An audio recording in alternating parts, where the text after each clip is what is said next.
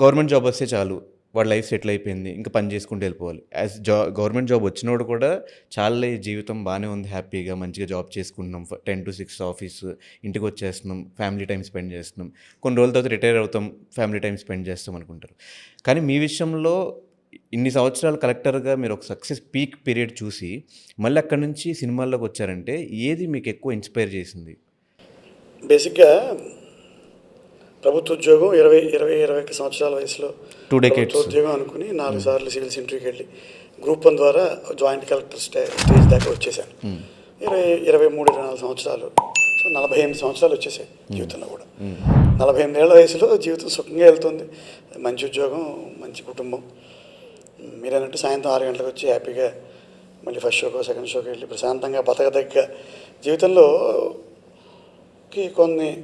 కొన్ని శక్తులు ప్రవేశించడం. అంటే నేను సినిమా అంటే కెరీర్ మారుద్దాం అనే ఆలోచన కూడా ఏం లేదు. మామూలుగా రిటైర్ అయిపోతాం, ఏదో కలెక్టర్, ఆ పైన సెక్రటరీ, ఏదో ఒక హోదాకి వెళ్ళి మామూలు రిటైర్ అవుతున్న ఆలోచనే.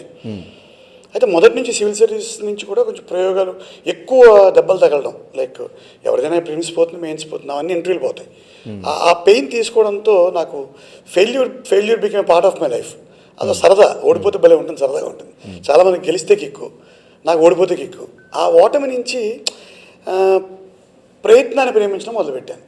రిజల్ట్ కంటే అది నాకు సివిల్ సర్వీసెస్ ఫెయిల్యూర్ నాకైనా చూసే పిల్లలకైనా రిజల్ట్ కంటే కూడా ఆ ఎఫర్ట్ ఆనందాన్ని ఇవ్వడం మొదలు పెడితే, రిజల్ట్ కంటే కూడా ఎఫర్ట్ ఆనందాన్ని ఇవ్వడం మొదలు పెడితే అద్భుతమైన ఫలితాలు సాధించవచ్చు అనేది నేను నమ్మాను.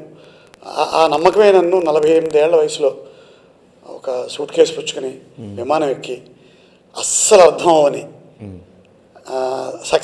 సక్సెస్ ఇతమిద్దంగా వస్తుందో రాదో తెలియని ఒక మాయా ప్రపంచంలోకి నేను రావడానికి ఈ సివిల్ సర్వీసెస్లో ఉన్న వైఫల్యాలే నాకు ఒక స్ఫూర్తి అని చెప్తాను ఎవరు